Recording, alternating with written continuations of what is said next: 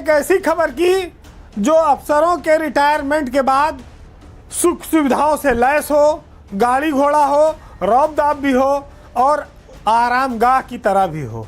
Retirement के बाद जैसे लाव लश्कर हटता है तैसे उनका मन घर पर नहीं लगता, उचट जाता है, उतना शायद सम्मान भी नहीं मिलता।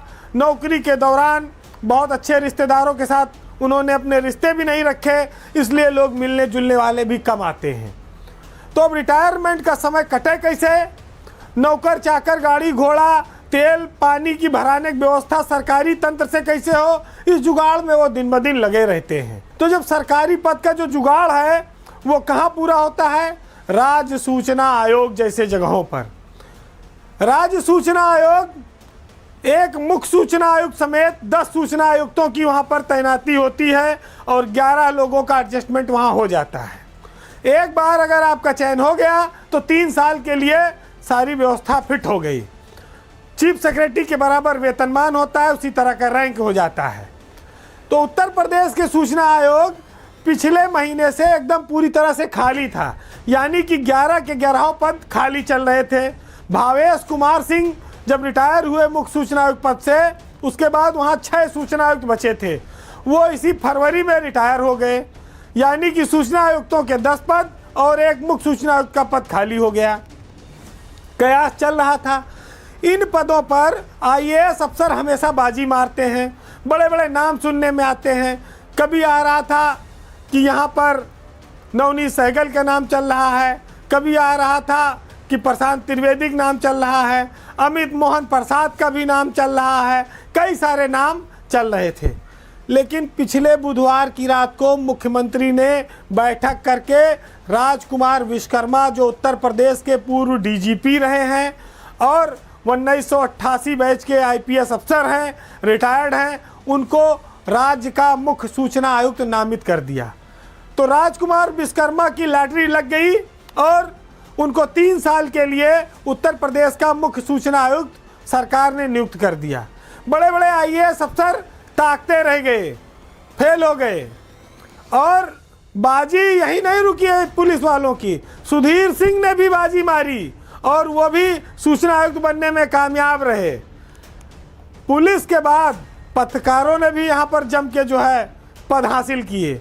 4 पत्रकारों को राज्य सूचना आयुक्त बनाया गया है और सिर्फ एक अधिकारी हैं, शकुंतला गौतम, पूर्व IAS अफसर हैं, जिनको सूचना आयुक्त का पद मिल पाया IAS में।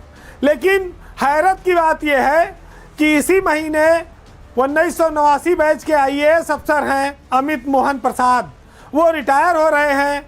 यूपी में MSME के ACS हैं, मुख्यमंत्री के काफ़ी भरोसेमंद हैं, लेकिन अमित मोहन प्रसाद को अवसर नहीं मिला, उनका मामला पत्ता कट गया। ऐसा क्यों हुआ, ये बड़ी आश्चर्य की बात है। महत्वपूर्ण बात यह भी है कि जो सूचना आयुक्तों के चयन की कमेटी बनी हुई है, उसमें मुख्यमंत्री समेत उत्तर प्रदेश के नेता विपक्ष अखिलेश यादव भी शामिल हैं, सरकार के एक मंत्री सुरेश खन्ना भी शामिल हैं। 3 लोगों की ये कमेटी है सूचना आयोगों के चयन की। अब बात ये आती है कि क्या नेता विपक्ष खाली दस्तखत करने के लिए होता है या अखिलेश यादव की भी 2-3 आदमी इसमें चयनित किए गए हैं? ये महत्वपूर्ण खबर है। पत्रकार जो चयनित हुए हैं उसमें से 2 अखिलेश यादव की ओर से दिए गए नाम हैं। नेता विपक्ष के तौर पर चूंकि वो भी चयन कमेटी में हैं, उनके सुझाए गए नामों पर सरकार को नियुक्ति करनी पड़ी है।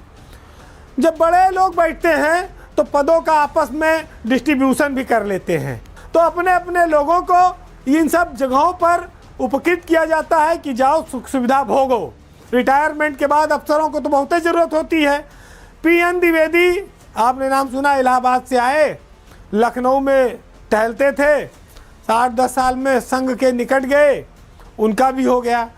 बीरेन सिंह वत्स, जो साहित्यिक व्यक्ति भी हैं, मुख्यमंत्री के लिए कई सारे गाने लिख चुके हैं, हिंदुस्तान एजेंसी में रहे हैं, न्यूज़पेपर में रहे हैं और सूचना विभाग के उनके गानों को कई बार इनाम भी मिला है झांकी को देश में। उनको भी पत्रकारिता क्षेत्र से ही सूचना आयुक्त बनने का मौका मिला है। तो ये साफ है कि ये अवसर 3 साल पे एक बार आता है बहती गंगा में हाथ धोने का।